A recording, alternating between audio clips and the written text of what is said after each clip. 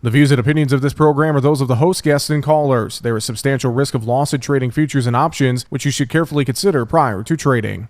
For over 95 years, we've set the bar. Power, we restored it. Protection, we reinvented it. Record yields, we redefined it. If there's one thing we know at FS, it's that just because something hasn't been done, doesn't mean it can't be done. We're never satisfied unless we take your farming operation to the next level. Run your equipment at peak efficiency and bust the bins this season. Visit fssystem.com. And thank you for joining us here on Market Talk as we broadcast from the third and final day of the Farm Progress Show in Decatur, Illinois. I'm your host, Jesse Allen. Great to have you along with us here as we are going to be talking with our friends at Agoro Carbon Alliance here on today's program once again. Also coming up here in segment 3, we're going to talk to Josh Linville, VP of Fertilizer at StoneX. What is moving in the fertilizer market? Some folks getting ready to make some decisions for fall application or maybe even locking in their inputs for 2024. We're going to have a conversation with Josh about that coming up here on the show today. We'll also take a look at a few news headlines and get a rundown of some things that are moving in agriculture, the federal milk marketing order hearings. That is a big topic that's going to take a while to get through that process. We're going to hear some comments on that from Edge Dairy Cooperative. We're also going to hear comments from Ag Secretary Tom Vilsack that he made here at the Farm Progress Show on Wednesday. Some interesting comments about climate smart agriculture and the Biden administration's record on biofuels. We're going to hear that coming up at the end of the show today. Kicking things off, though, again, we are with our friends at Agoro Carbon Alliance, and joining me now, agronomist with Agoro Carbon Alliance based in Illinois. Steve Hasselman is with me. Steve, good to see you again, buddy. How are you? You're real good, real good. Thanks for having me again, Jesse. Always good to see you. Yeah, I appreciate the time and really thankful, you guys having us set up here and broadcast a couple of days this week. And I tell you what, Steve, just a really great show. I know Wednesday they broke some records, I think, and or at least I know they were into the overflow parking on Wednesday. I mean, just some really great crowds the last couple of days, hasn't there been? Yeah, it's been phenomenal. Those first couple days, right at the start of the morning, it was just about shoulder to shoulder here in the VIT tent. So real good foot traffic and good conversations. And I like the Varied Industries tent as well. They got this soy-based asphalt they've laid down, in this like 1 acre tent basically. I mean, this is really cool. It gives it a little trade show feel in the middle of the larger Farm Progress Show, doesn't it, Steve? Very cool, very cool. The soy-based asphalt, like you said, that tells a really good story. They got it, flagged pretty well outside with the signs. It's a real fun thing to talk about. They do. It is really cool stuff and a really fun thing to talk about. Well, and it's, I think it's very sustainable as well, and that's something that we want to talk about with the Agoro Carbon Alliance here on Market Talk today, and just the work you guys are doing in the ag carbon market. I think just to start, give us a little refresh. Tell us a little bit about Agoro Carbon Alliance, just broadly. What is it that you guys do exactly? Yeah, sure. So we were started by Yara International, the international fertilizer company, a few years ago, to be a carbon offset provider based entirely in ag. Right from the get-go, they wanted us to focus on that and be what we call input agnostic. So we have no other products or services to sell. It's just focusing on these carbon cropping practices and the benefits they provide and helping farmers that enroll with us have success with these practice changes that we're implementing. Well, and you mentioned some of that, and I know we're going to talk some of the agronomic topics here, especially as we get into segment 2, but what are some things that maybe differentiates Agoro Carbon from some of the other carbon companies out there? I think that kind of ties into the overall message and the overview of the company. Can you explain that a little bit? Yeah, well, the one, like I said, being input agnostic, not having all these, tying things to products, and just being able to focus on the carbon portion, that is a huge benefit because we can, truly have the farmer's best interests at heart, that all we want is for them to have success with these programs here. Along with that, what sets us apart is we've got a really, not to, pat ourselves on the back and brag too much, but our grower success team, I think, really sets us apart. We've got, an army, so to speak, of agronomists like myself, sprinkled all through the U.S. Mm-hmm. We all have relevant experiences in our geographies, so we can provide localized help for our growers that are taking on some of these carbon cropping changes. Well, and with your grower success team, like you mentioned, folks spread out across the country are able to, kind of walk alongside farmers step by step over the course of a 10-year contract with you guys. And I think that's really a key component. It's not just something where you teach them, you say sign here and walk away and then come back in 5 or 10 years and catch up with them. You guys are there to help step by step, Steve. Yeah. Oh yeah. Our success is entirely dependent on our producers' success with this. Yeah. We're kind of an outcomes based payout type deal. So our success with this involves our growers growing carbon, building organic matter, and of course having success in their operations, because if they adopt one of these practices and they have a bad experience with it, something that could have been prevented with some advice that we could have provided, and they decide to discontinue that does nobody any good. So that's why they've invested so heavily in these positions like my own, where we have some experience, we can bounce ideas off of each other, and hopefully help each other avoid some of the learning curve with that.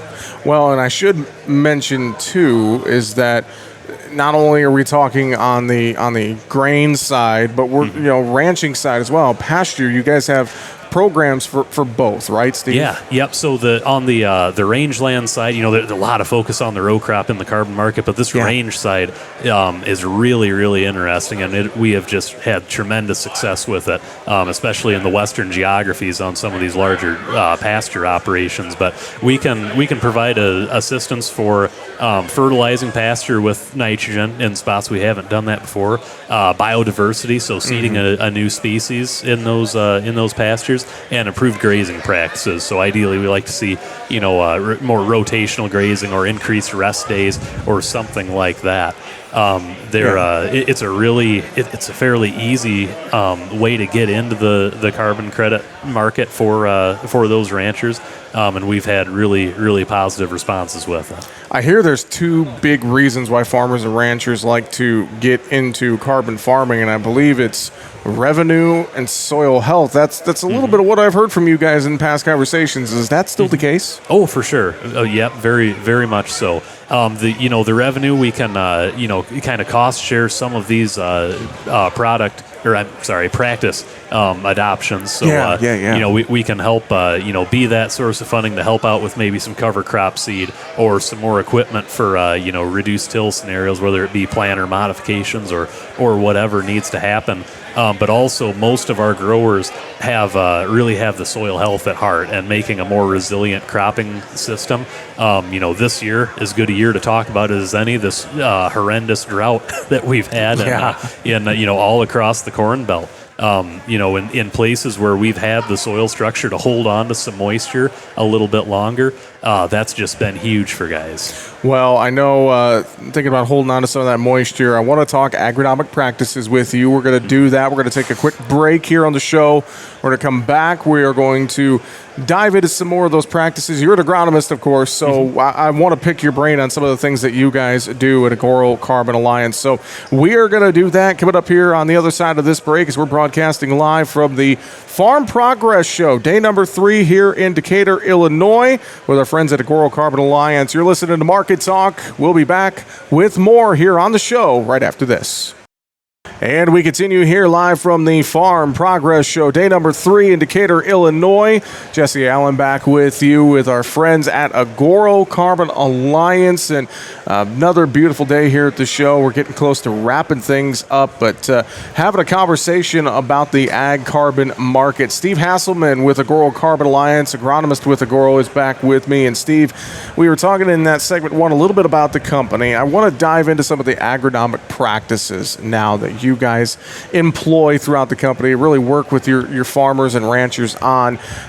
I know a lot of the row crop side, I hear a lot about cover crops and no-till. So can you maybe talk about that and just dive into some of the things that you guys do and some of the things you do as an agronomist with Agoro? Yeah, sure. So, with the row crop side of things, most of us have heard the common practices that are promoted, cover crop incorporation, tillage reductions, no-till, nitrogen rate reductions. But This year, there have been some just tremendous highlights on those the benefits that come with these practices. Because our goal is to, of course, build soil organic carbon, which basically correlates directly to organic matter, and organic matter largely determines your ability with clay content to hold on to moisture when you do get it. So when we've seen areas that are under these practices and maybe have a slightly higher organic matter content than others, when we've gotten these little 2/10 half-inch of rain, we can hold on to them and make more hay with them than or I guess grain with them than those fields that haven't. And on my farm personally, no-till and do a rye cover crop on that. And the corn for that soil type has just been tremendous this year. It's looked very, very good considering what that is. So. Do you see agronomic practices that maybe stand out, a little bit more than another? Are they pretty equal? I mean, you think no-till, cover crops, less nitrogen, things like that. I mean, are they pretty equal, Steve? There's really no, everyone looks for the silver bullet, but there really is no silver bullet. It's a combination, and ultimately it's up to every grower's decision on which ones are going to fit them, which ones they want to do. I will say that for that moisture retention, the less we can stir up that soil early on in the season and release that moisture out, the better off we will be. With the cover crop, we've got to be, we always, with this role that I'm in the grower success side, we want to keep that dynamic feel to it. So, the plan can always change. Like this year when we had such a dry spring, I made the choice to, terminate mine a little bit earlier than I would have to try to save some of that moisture so the rye hadn't grown up in it. Now in a wet year, we'll let that rye grow a little bit bigger, and it'll, help us get in that field quicker, drying some of that moisture out because it's feeding that growing plant. Yeah, I just think some of this stuff is fascinating, and I know that some of it too, different geographies are going to have a few different things that work maybe slightly better. You kind of have to customize things, but that's the great thing about what you guys do with Agoro, and back to the thought of having agronomists and folks spread out across the country is you have folks, right there. Say you have a grower in South Dakota that wants to work with you guys. You have folks right there that can help them develop a plan that's going to work for their farm, right, Steve? Exactly. Yeah, we've got a presence, from the Corn Belt here, Pacific Northwest, and into Texas. So if you were to send me out there to give agronomic advice in dryland wheat country, I'm going to be honest, I wouldn't be that big a help. But no, we've got a person out there that specializes in that, and she's can give some good advice on that. Yeah. And I can take care of the area of my expertise. What are some of the most common misconceptions you hear about the ag carbon market and some of the agronomic practices you guys employ? I mean, do you hear some things as an agronomist, kind of a boots on the ground kind of guy, when you're talking to growers about, working with the Agoro Carbon Alliance and carbon capture there in the soil? Like, are there certain misconceptions you hear about what's going on? Yeah, there's been a lot of fog in the market. Okay. A lot of, in the past, it's been kind of hard to get good, unbiased information, partially because everyone's so, hesitant to let go of their program's information. That makes sense. But we've always had a focus on trying to be as transparent as possible, because when we talk about these carbon programs, there's no way around it. It is a long-term relationship that we're going to have with our growers. So right off the bat, we want to just lay it all out there and let everybody know exactly where we stand, what the process is going to look like, so we're all on the same page with it. Something we haven't covered is how the testing works for the carbon that you capture. So give me the agronomist perspective. I mean, who's capturing this soil carbon as far as the testing? Who is measuring it? How is it measured, et cetera? Can you talk about that a little bit? Yeah, for sure. So we use a combination of modeling through the data that we collect and soil sampling on the ground. And that's all on us. None of that falls on the farmer's responsibility. We have to hire that out through a third party for to maintain our hands-off approach on that portion of it. But yeah, so with if a grower were to sign on with us, we come through right before they're about to make that practice change, whether it be tillage reduction or one of the range and pasture ones or whatever it may be. We take a baseline soil sample to see where their carbon levels are right now. Then in years 5 and 10 of the agreement, we'll come back and take subsequent soil samples to kind of measure the build. And then we'll use that to ground truth our model, make sure everything's, going according to plan. And then we'll pay accordingly based on that. Interesting. So it's good. Again, it kind of goes back to that support that you guys give to someone, and when they sign a contract with the Agoro Carbon Alliance, is that you're right there. You guys are getting out there, through third party, whatnot, getting the testing done, and really just making sure that everything kind of stays on track, right, yes. Steve? Stays on course. Yep, very much so. Yeah. Well, let's talk a little bit as well about. I know. You guys have different contract options. We don't have to necessarily get into the weeds on that a little bit, but just for general, I believe 10-year contracts, correct, Steve? Yep. So 10-year contracts for these practice changes. We do offer some flexibility in payment on them. We've got 2 different payment options. Okay. Our option A, we call it, is where you forego forward payments, and in exchange for that, you'll get a slightly higher price for your carbon in that year 5 and 10 payment. Okay. And then there's our option B as well, where you can take 4 years of forward payments to kind of help out with this practice change. So it's kind of about. It just grower preference on which one they prefer. Yeah. So. Well, let's talk a little bit too before we run out of time in this segment with you. What's maybe your favorite comment or question you've had from farmers about the ag carbon space, or maybe what's some of your favorite success story you've had? I mean, can you share some of those things with us, Steve? We've had so many of them, but the one that we are all as a company just really, really stoked about right now is our legume edition. So for since these carbon markets have come to light, one of the largest frustrations with growers who have been doing these practices for so long is, in a lot of cases, they end up being ineligible.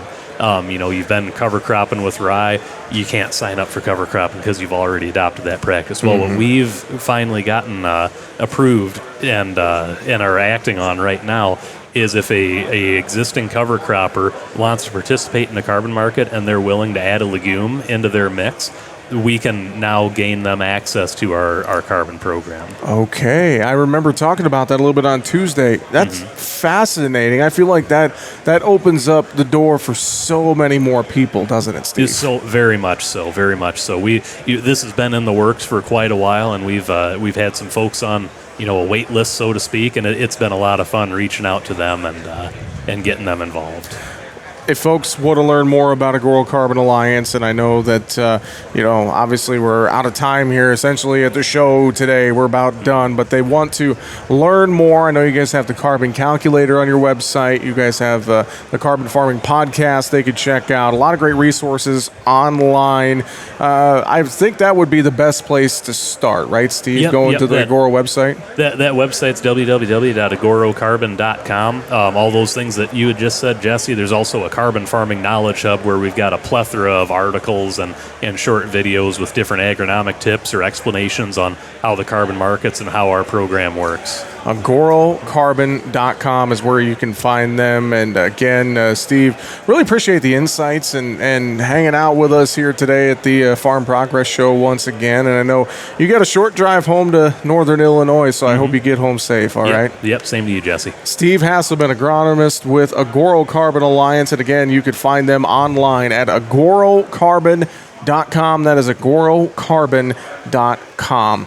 All right, coming up next to your rest of the show, we're going to be talking fertilizer with Josh Lindenville from Stone X. We're also going to take a look at some news headlines and more. That is all on the way as we continue and wrap up here from the Farm Progress Show in Decatur, Illinois.